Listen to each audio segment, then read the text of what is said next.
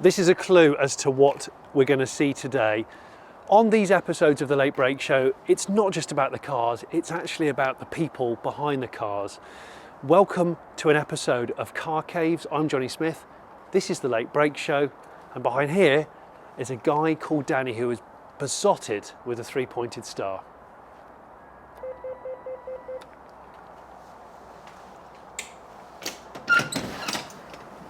Johnny, good to see you. Good to see you. May I come in? Absolutely. Thank you. Absolutely. I have a feeling this is going to be exciting. I've got something special for you. Okay. I think you'll need a pass before you come in. Oh, of course. Access all areas. Going to need that. Let's go. Let's go. Absolutely. My word, this is cool. So basically... This is just the beginning. The interesting thing about this car cave is that there's garages and then there's private museums, and this falls into the latter category, which is a very rare thing. I think from what I've seen in the pictures, it looks like a full museum, but it's not open to the public. Very true. You've hit it in one. Take me there, wherever it is. I don't actually know where it is. Be prepared. Okay. There's a secret beyond this door. Come on through, Johnny. My word. My word, Danny. This is a proper museum.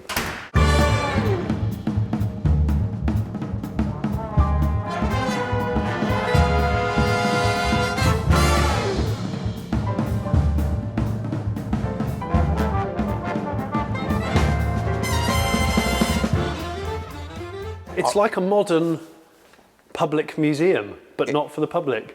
Exactly, and I wanted it to be the nearest thing to the Mercedes-Benz Museum in Stuttgart outside of Stuttgart. So I think we've achieved quite a remarkable result here with the setup. So this is great. Yeah. I mean, I've seen a couple of pictures before we got here, but I mean, this is quite incredible, I have to say. And we're in Kent. We're not in Stuttgart at all. So we're standing right next to the original Benz. World's first car is where it all started, Johnny, and it just completes the museum for me. I mean, it's the first thing you see as you come in. You're presented with where it all started, which I think's absolutely important to the whole story. John Bentley Engineering were commissioned by Daimler to build 4 of these. This is replica number 1. Okay. And it was put in a Japanese museum for a number of years, but it was purchased by an American investor who used it for the Concours of Elegance at Pebble Beach. Right. It's the only car in the world to have been placed on the 18th green at Pebble Beach, which was used for a cover shot for the car show that year. Wow. And it was actually driven by Sir Stirling Moss. We have a photograph of Sir Stirling in this car at that event. Did he? It then went back to Stuttgart, and we discovered this last year and had it delivered to the Danz Benz Museum, where it now sits as part of the story of the whole journey of Mercedes-Benz, which is significant. Well, talking of homages, I suppose we should probably rewind a little and go, how have you arrived at this point? Where did this Mercedes obsession come from? And how come you've built your own bloody museum, Danny? I mean, it's amazing, I have to say. Well, it goes back to the age of 6. I remember standing on the seat of my father's W115, which was his first Mercedes. It was a yellow 115, and seeing the three-pointed star, and it sort of left an impression on me, a bit like the sort of bird hatching and following the first thing it sees. It made an impression on me, and Mercedes-Benz from that point I became obsessed with. And as a kid, I'd write to the factory and I'd see these other models that my father would have, and I was just absolutely inspired by the brand and what it stood for. And I started to become very exposed to the quality and the innovation and the safety and all of the things that they stood for. And it just became part of my life. It was like a sort of guiding principle that I had as a kid that took me into adulthood. And all these years later, I think it was like a pressure pot moment that was ready to sort of explode, where the passion of Mercedes that was in my life throughout just all of a sudden established itself as if it'd been here forever. And it feels like it's been here forever, even though it's very recent. Is it? This is quite new, this place? This is very recent, yeah. 2019 is when it all started, and it was a car that I saw on a classic car website that was for sale, that was a 280 CE. That isn't in here at the moment. It's currently just having a new interior, but it wasn't the best museum example, but it was a car that my father had in the late 70s that we used to go to school in, and I didn't realise that you could actually buy these classic Mercs.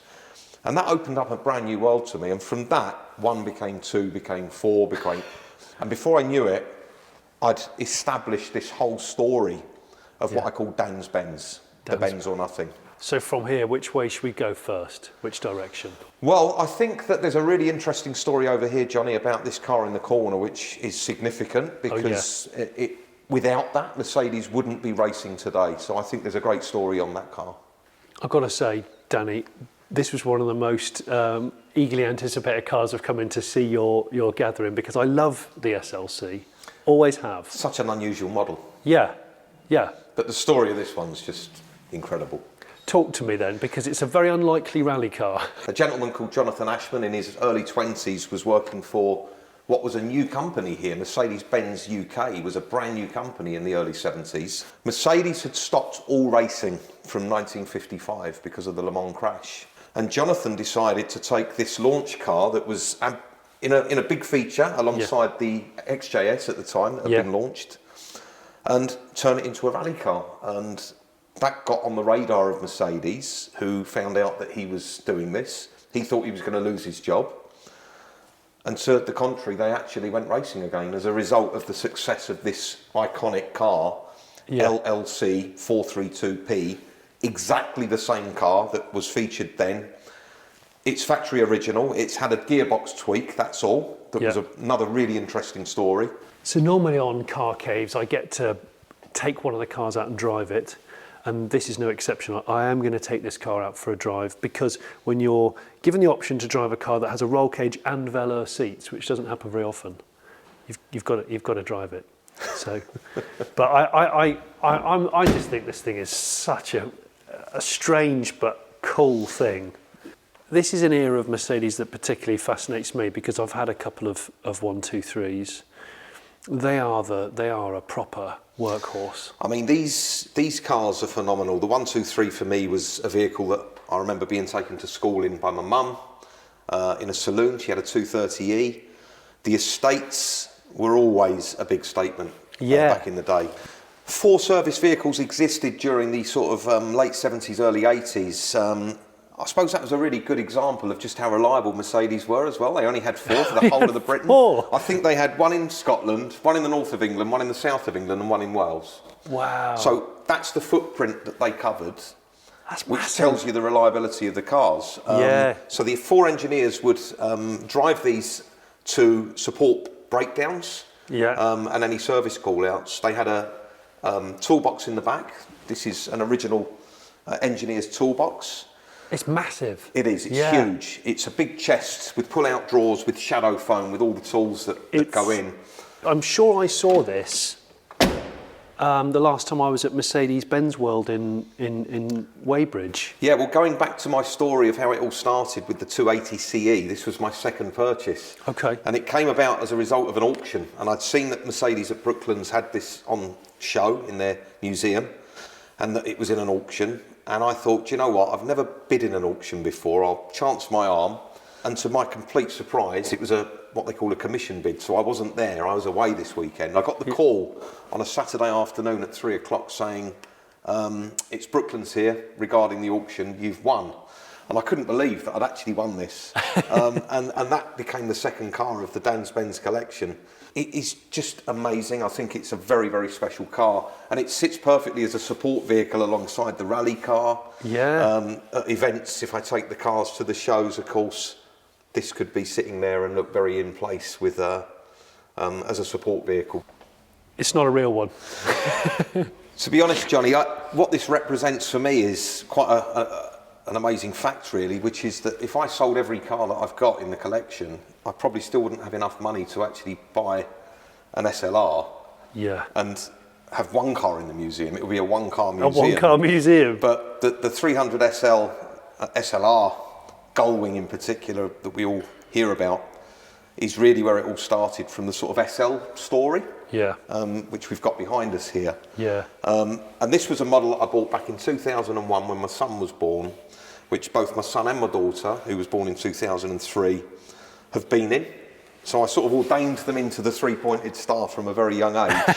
I felt it had a place in the museum. I know that it's not the real thing, but I think it's a great thing to sort of represent the whole Mercedes story and passion that I've got with the Danz Benz story. This is stunning. This is an amazing car, but it all started back there into this, and you'll note that the headlights on this as well are very similar to the upright headlights that were on the convertible version of the 300 SLR. You've got the picture on your roller shutters just there. Exactly. Yeah. Exactly. We've got an image there of the 300 SLR in the convertible form. But the Pagodas were really the 60s SLs. These were the ones that were the forerunner to the 107s. Paul Brack was the designer of this car. It's an absolutely iconic shape.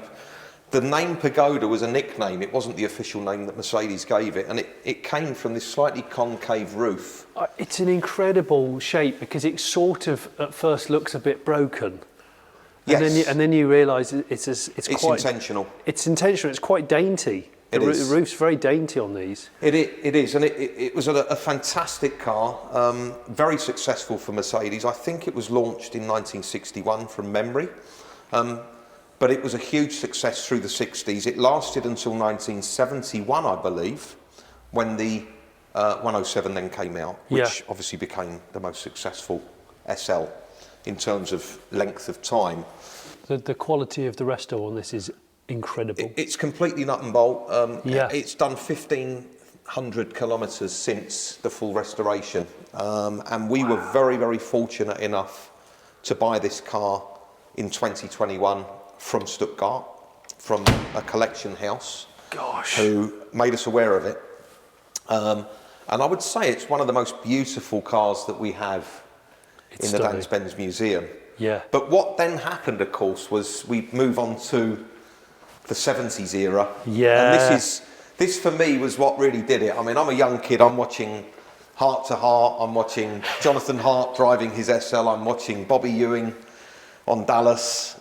This was in films. I mean, this became the icon, really. This was the one. Of the 70s and 80s. Yeah. Again, a Paul Brack design, a variation on this, of course.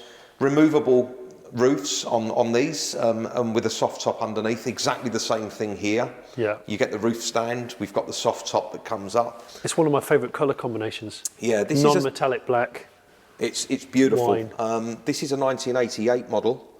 One owner, garaged, 40,000, just over 45,000 miles on the clock, full service history, an absolutely amazing car. How did you find this? I'm one of these people, Johnny, that when I really, really focus on doing something, I have to do it. I suppose it comes from the Mercedes-Benz inspiration, really, of the best or nothing. And it's about going to the nth degree and doing everything and becoming an expert in everything. Yeah. So there's a phrase, you can become an expert in 10,000 hours in anything. So I absolutely live and breathe outside of my job, night and day and weekends and every spare moment I get, focusing on what I want to do. So each of these cars has had that intense period from me of real research to find. I won't give up until I find it, because I know it exists somewhere. And that's exactly how this came to be. So this is my Moss Corner, which is a homage to Sir Stirling. And of course, as the 129 then took over from this iconic model, after 18 years, I mean 18 years of manufacture, it was the longest and most successful model, apart from the G-Wagon, believe it or not. The G-Wagon has outlasted that, but 18 years of production then saw them launch the R129, which was the Bruno Sacco era. So we've now gone from Paul Brack to Bruno Sacco. Yeah. And of course you've got the Sacco panels, as they call them. But this is Sir Stirling Moss's car. This was his? This was his own personal car. Right. He collected this from Sindelfingen in 1990. 90? And wow. I've got the 5-day insurance certificate for Sir Stirling. Have you? Because he did a 5-day tour around Europe in this car. Yeah. After he collected it from the factory. And this car is something that I found by chance in a garage in Chelsea under a cover. It had sat there for 3 years. The battery was flat.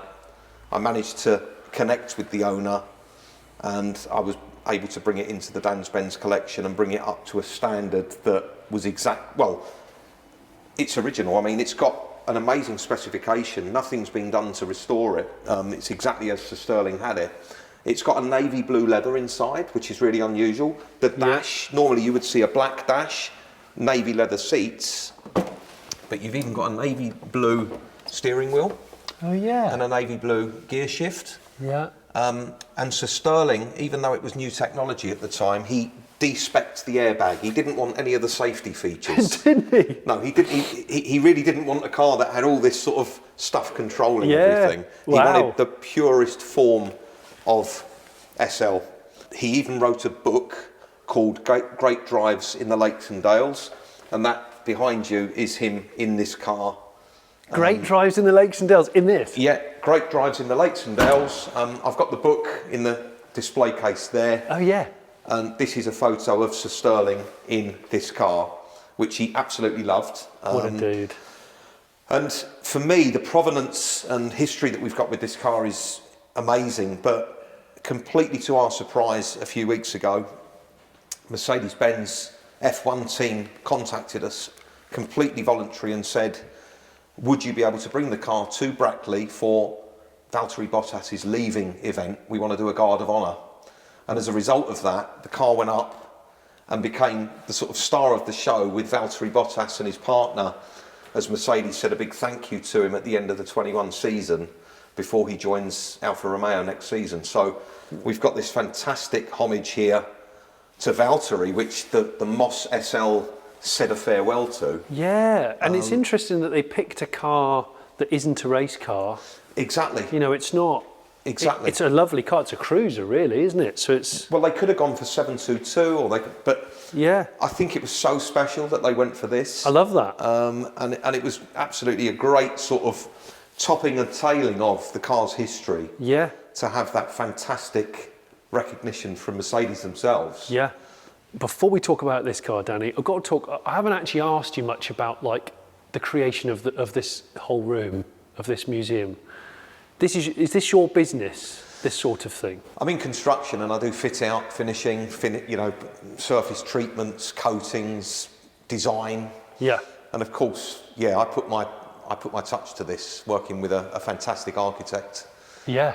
And it came together in a couple of months, really, Jonny. I mean, we work fast tracking construction already, so very much I looked at it as time is money, so it's about getting things done quickly. Yeah. But we really did put the emphasis on the design, and yeah, I mean, I'm very proud of what we've got. But this symbolises sort of the quality of what I'm about, my business. Yeah. And of course, it ties into that whole Mercedes-Benz message as well, which is the best or nothing. Let's talk about this, because this is under the most spotlights. Yeah, and a bloody massive three-pointed star. Well, we had a double height space. We've got the mezzanine. Upstairs is all about the 80s, and we can look at that. But this is the star car.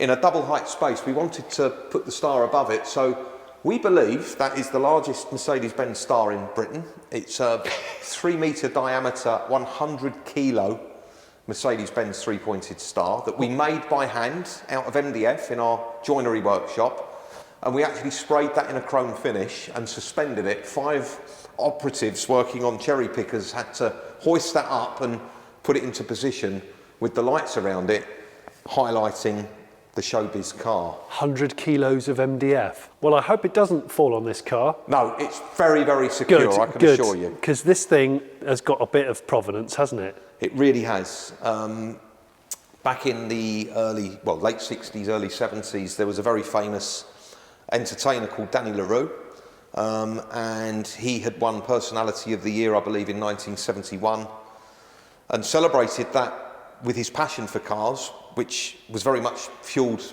by Mercedes-Benz. He loved his Mercedes-Benz. Yeah. And he owned this W109, which was really the sort of end of the period of the 60s S-classes before the 70s 116s. So this is a brilliant example of a fantastic car. It has been restored. It looks really, really sumptuous in here. Yeah, really the wood finishes are absolutely exquisite, with the walnut, the chrome on the steering wheel, the Bakelite finish of the steering wheel. I absolutely love that. This is quite a thing. I just think it's an amazing vehicle in terms of its design. When you look at it, how its presence really does say something. But some of the sort of little nuances with the car, it's got a fantastic file. And of course, being an entertainer, very flamboyant entertainer, Yeah. Danny LaRue was friends with many people, and some of the newspaper clippings show us his involvement with people like Judy Garland and Liberace.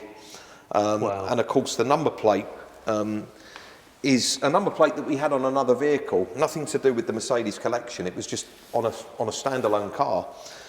But Toto, clearly that's what it's supposed to say, Yeah. is sort of symbolic of the dog that Judy Garland had in The Wizard of Oz. So we felt that tied in nicely with Danny Yeah. LaRue's connection to Judy Garland. So this is when it all went very 70s, and I remember these on the road, and they're still a big car. I think Mercedes have always been into the big saloons. Yeah. The 109 that we saw, and of course the 116, this is the 70s S-Class for me. And this is a amazing example, Johnny, to be honest. Very lucky to have stumbled across it. What's the story? Well, Mr. L. Robinson, who invented the Jubilee clip, the company still exists today, L. Yeah. Robinson Limited. They're in Gillingham in Kent. The Jubilee clip. The Jubilee clip. I mean, God, we all use a Jubilee I clip. love a Jubilee clip. I've got Jubilee clips in my shed that I use on all my hoses at home, and it's amazing. But yeah. so the owner of the inventor of the Jubilee clip, bought this car in 1978 Okay. from Normand Mayfair, which was a very significant Mercedes-Benz dealership Yeah. at the time. I remember it was the ultimate dealership to go to. Yeah. To have the Normand Mayfair Sticker number in your back plate and the window. sticker on the back was like, oh my God, that's from someone that lives in Mayfair. You know, it was like the ultimate place. Yeah. He purchased this car back then. This stayed in the family until 2016 as the Gosh. family car. A collector purchased it, put it under a cover, went to live abroad. I was storing some cars before the museum was finished. Looked under the cover and saw this amazing colour. I'd never seen this colour. It was magnetite blue. Yeah. So the cover was pulled off and I just fell in love with it. Unfortunately, the gentleman who was storing the car knew the owner and contacted him, who was living abroad, and said, look, I'd rather this be where it's in a place where it's going to be driven and looked after. Yeah, yeah. And I was able to get my hands on it. But it is a fine example. It's a really honest model as well. It's a 4.5 V8. Yeah. So it's the 450 SEL. Yeah. L being obviously long wheelbase. I was going to say that long door there. You get the longer door. Yeah. Blue velour interior. Yeah. It's like the SLC, same era, isn't it? It is. The chunkiness of the velour and it's almost corduroy. It is. It's amazing. It's a phenomenal interior.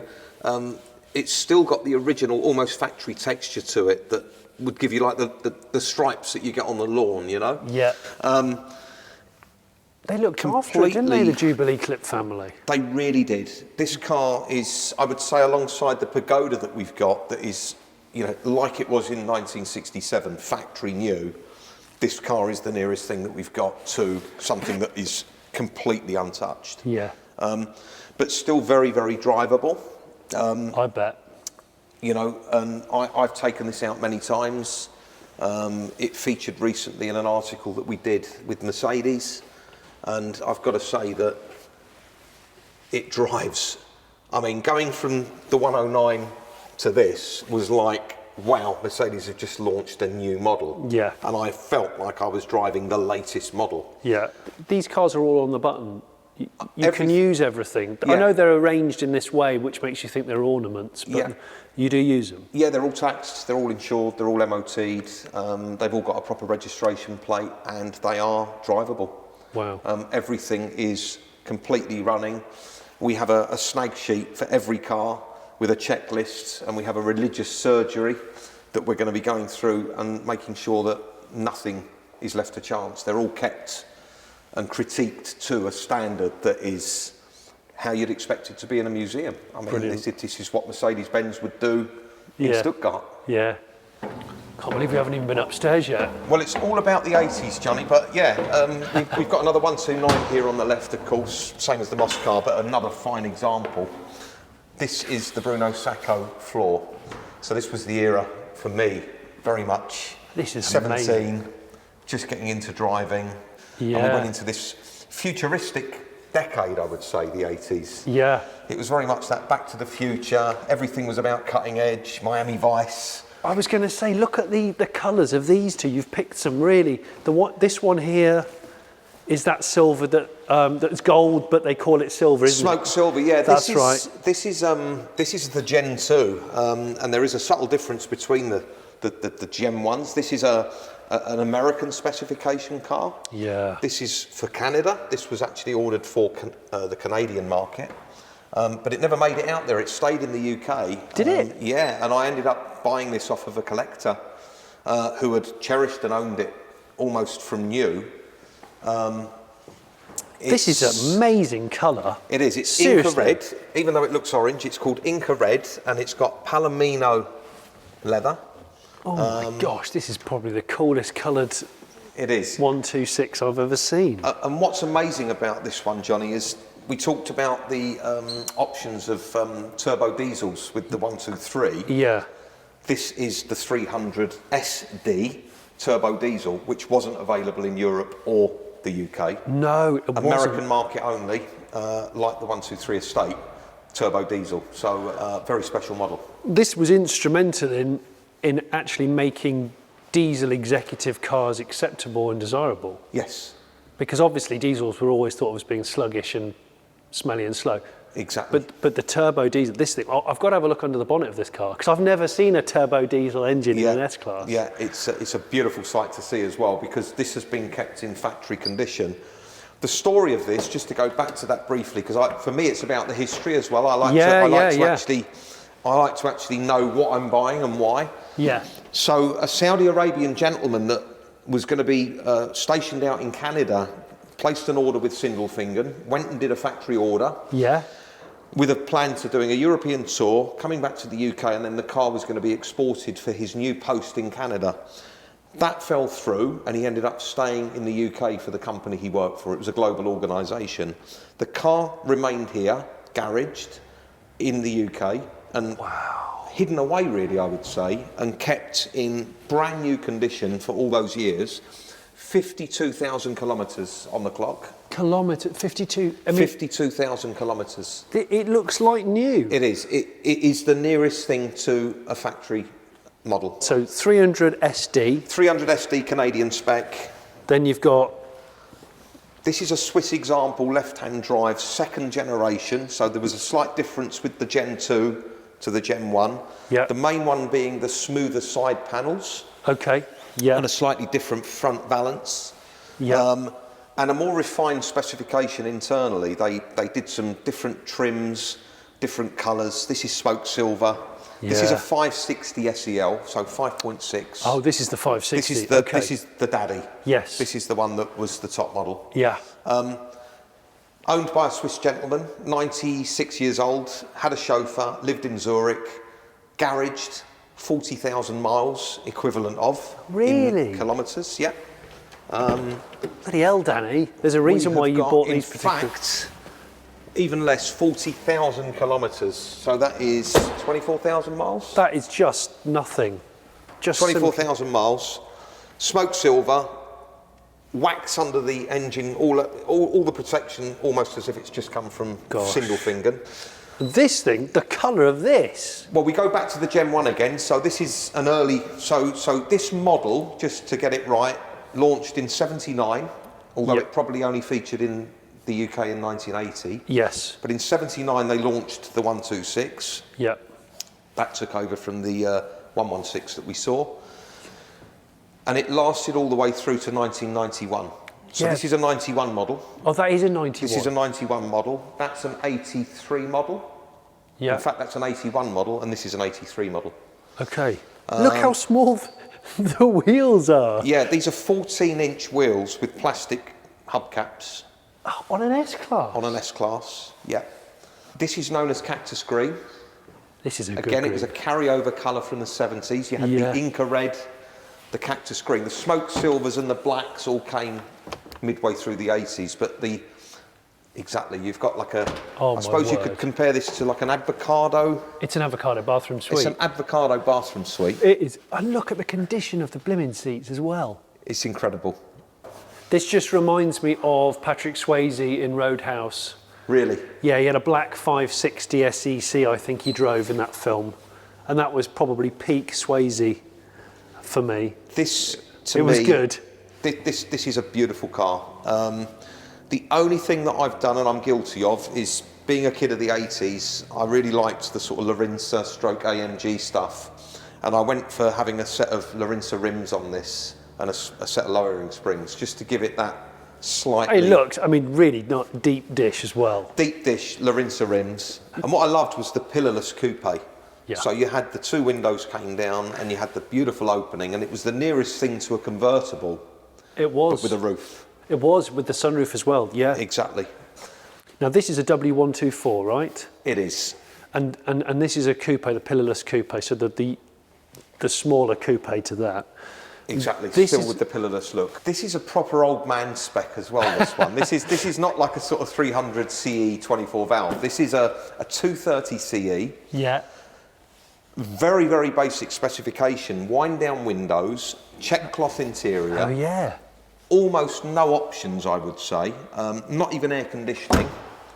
Certainly got a roof, and I think, electric sunroof. Okay. Smoke silver. Yeah, old man spec. But when you look at the 123s and what they did with the estate, the saloon and the coupe, the Bruno Sacco era came in, and of course you ended up with the 124 in the same combinations. So the coupe, the saloons, and they did the estates. Yeah. This to me is an amazing model. I mean, the whole, I call it the E-Class of the 80s. Yes. This is a weapon. This is a weapon. This was Mercedes' answer at the time to the M5, I believe.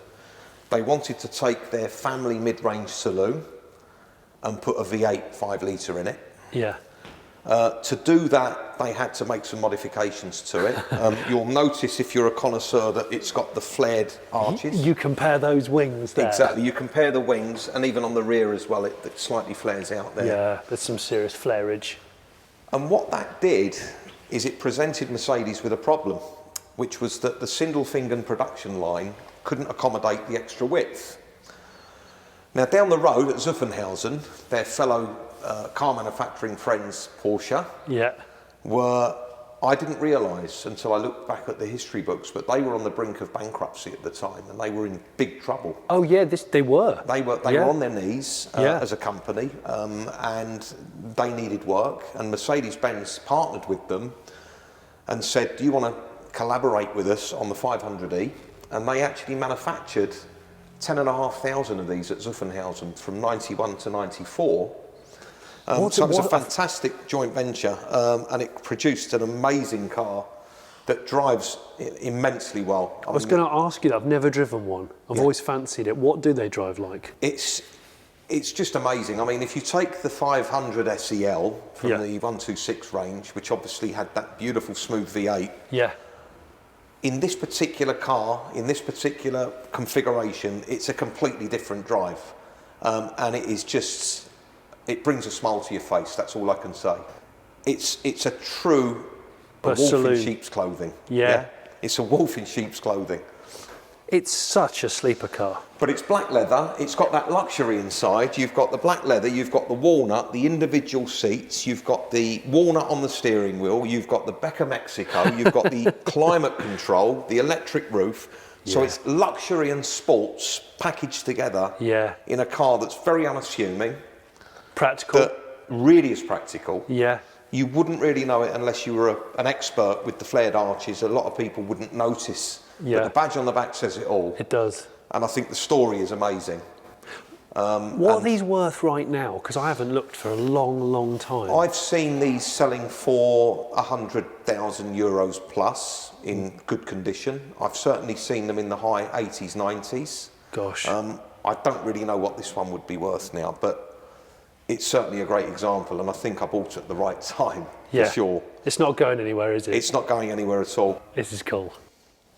So we're in the sort of archivey 190 baby Benz corner. Yeah, the little Bruno Sacco sanctum, really.